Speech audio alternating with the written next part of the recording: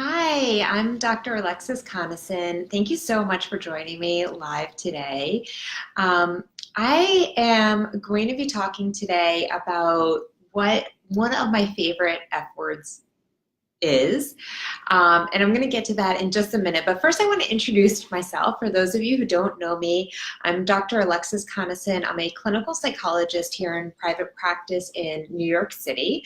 And I'm also the founder of the Anti-Diet Plan. The Anti-Diet Plan is a mindfulness-based program to help you develop more compassion and decrease shame around food and eating and help you develop a more peaceful and joyous relationship with food and your body, and really just get us out of the diet mindset and diet mentality and all of the really wacky things that our culture has us believe about food and our bodies, mostly that our bodies are broken, which is completely not true. So if you're looking to get off of that diet roller coaster and learn how to eat more in tune with your body, I hope you'll check out my free introductory program, which you can find on my website, drconason.com. And in the next few weeks, I'm super excited. I'm finally going to be launching my 6-week intensive, the Anti-Diet Plan course. It's going to be all virtual, all online. I've been doing this program in my practice live for a number of years, probably about close to 10 years in some form or another. And the culmination of all of that work is to share it outside of my office with a bigger audience and hopefully help people across the country get off the diet roller coaster. So I really hope you'll check that out. And you can also sign up for my newsletter if you want to find out more about when that course is launching. So getting into it today, we are going to be talking about my favorite F word, which is fat. And part of the reason that I love this word is that it's super controversial. So I hear about a lot of people who say fat, oh my gosh, that's a bad word. You can't say that. And I do want to acknowledge that the word does hold a lot of pain and trauma for many people. So I know that it's not everybody's favorite word, and I am cautious about how I use it. But I also think there's a lot of power in reclaiming a word that has been used to harm us and just taking the word for what it is, which is a description of body size. The idea that fat is a bad word is embedded in the idea that it's bad to be fat. So the idea that fat is an insult, that fat is something to be solved, that it is a wrong body type. I mean, all of the weight stigma that gets put around body size, particularly larger body size, is infused into that word.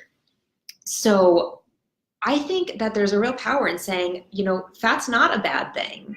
Fat is just a different type of body. People exist in larger bodies, smaller bodies, taller bodies, shorter bodies,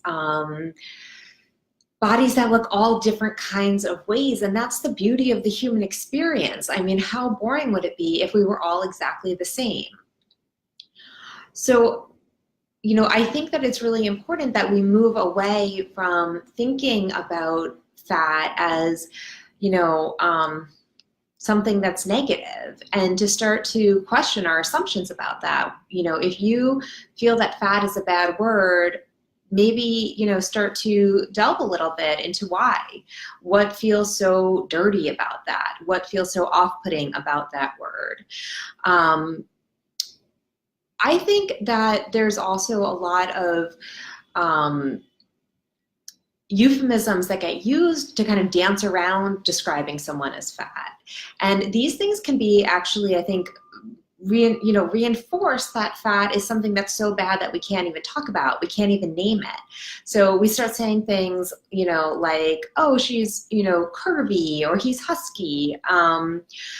That people are overweight. I mean, that's one that we hear a lot. And I really don't like that word because it does imply that there is, only one okay, normal, weight to be, and that if you're, larger, then you're overweight. So the whole term overweight is actually, in my mind, reinforcing the myth that there's only one okay weight. So if we kind of can lose our judgments around being in a larger body and start to just see this as part of normal, healthy human diversity, then we start to say, well, overweight, that doesn't even make any sense. Over what weight?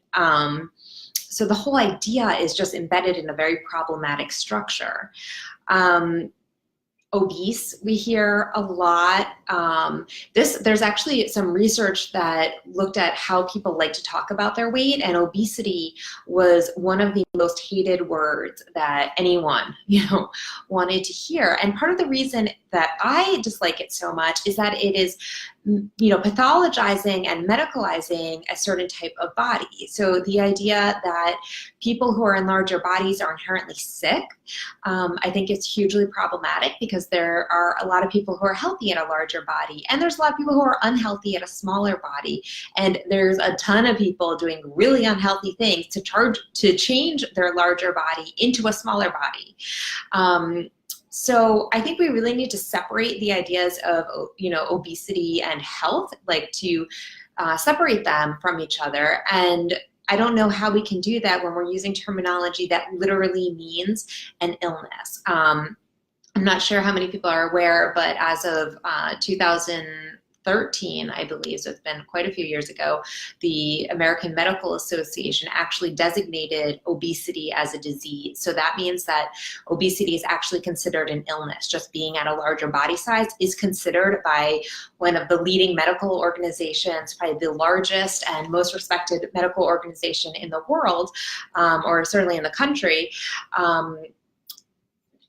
Being in a larger body size is actually considered an illness. So I think this again speaks to how ingrained fat phobia is in our whole culture, and how much influence the drug lobbying companies have, because I don't think that it's a coincidence that that decision by the American Medical Association was actually undertaken at just about the same time that two new obesity, weight loss medications came onto the market. And in one of the first times that the American Medical Association has ever done this, they actually went against their own scientific advisory board. So the AMA put together, a large group of people who were experts in this area, and the experts came back, the scientists, the doctors all came back and said, no, we don't think that just being in a larger body size should be considered an illness. An illness is something that, has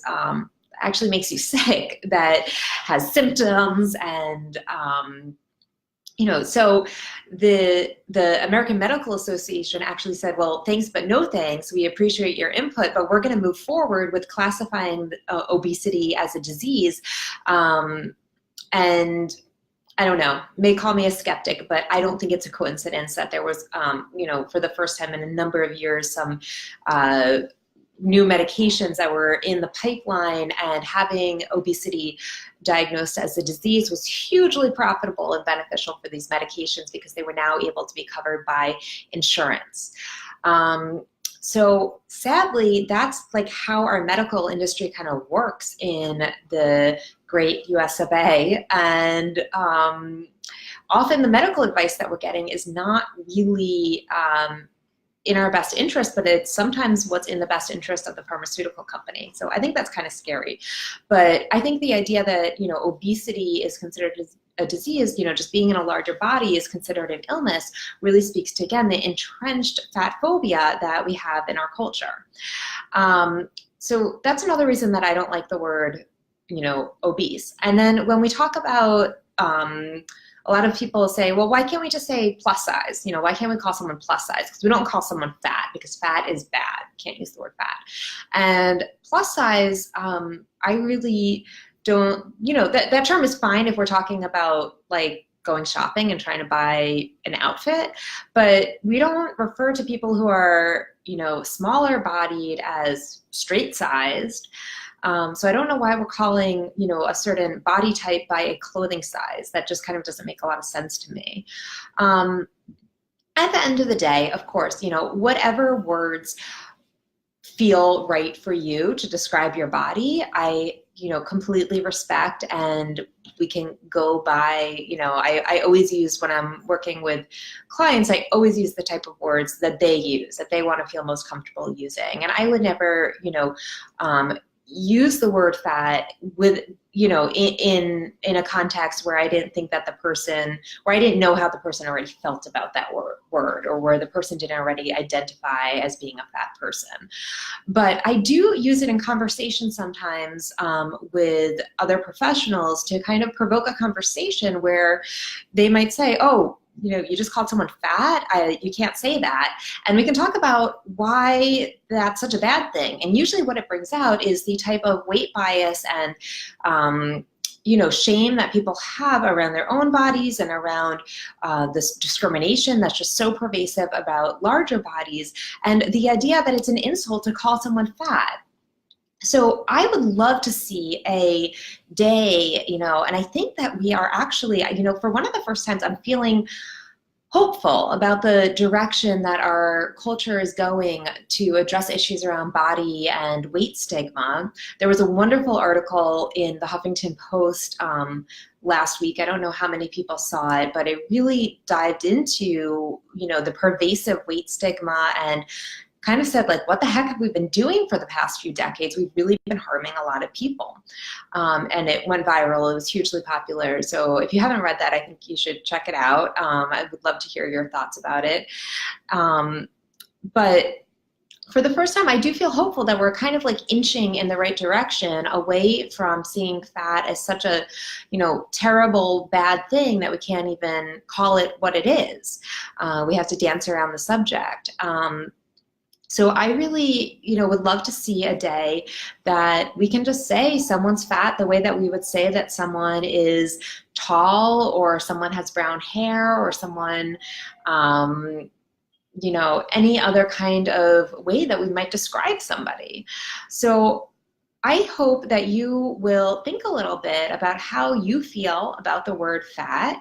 Is it a word that you use? Is it a word that you can see being a neutral term, just a description of somebody?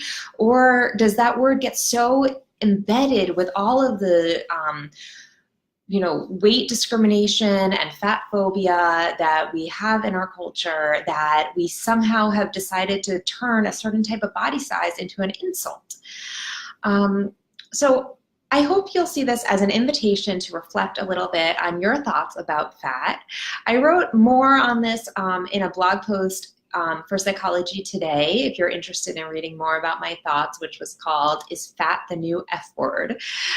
Because I think it is so often treated as something that's just like unspeakable, like the way that we, aren't supposed to say the other F word. So if you're interested in reading more, you can check that out. And I would love to hear what your thoughts are about fat. Do you think that fat can be a neutral descriptive?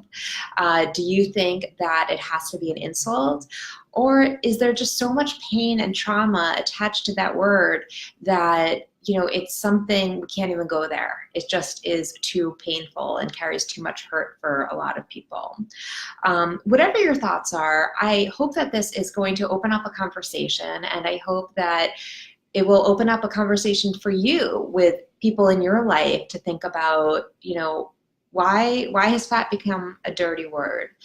And to reflect on our own internalized fat phobia, which we all have. We all are a product of diet culture. We all were raised in our society. We all have those internalized biases to different levels and to different levels of awareness. But I hope this will be an invitation for reflection and dialogue for you and your community. So thank you so much for joining me here on Facebook Live. I'm here every week, Wednesdays at noon, and I would love to talk about whatever it is that you want to hear about. So if you have a topic that you want to hear discussed on Facebook Live, please feel free to email me. You can reach me info@drconison.com. You can reach out on social media. You can, I'm on Facebook here, Alexis Conason Psy.D.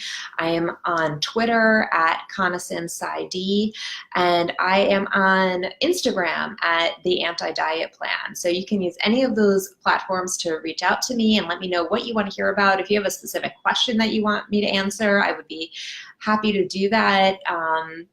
And if you are interested in learning more about my program, The Anti-Diet Plan, you can check that out on my website, drconason.com. Right now we have the free version available. It is a free introductory course to teach you how to get off of, dieting, to start to develop a meditation practice and learn some of the basic fundamental principles of mindful eating and the anti-diet plan. And then if that leaves you hungry for more, and I'm hoping it will, then you can jump into the anti-diet plan signature 6-week course, which is going to be an intensive program that will also include a live call with me and with the other group members each week.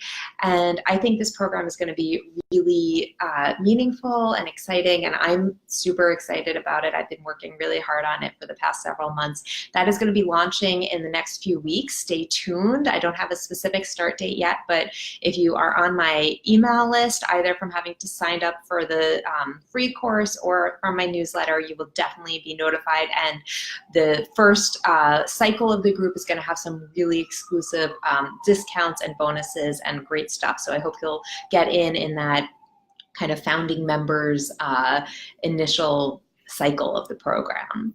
So I hope you'll stay connected. Thank you for joining me here, and I'll see you next week.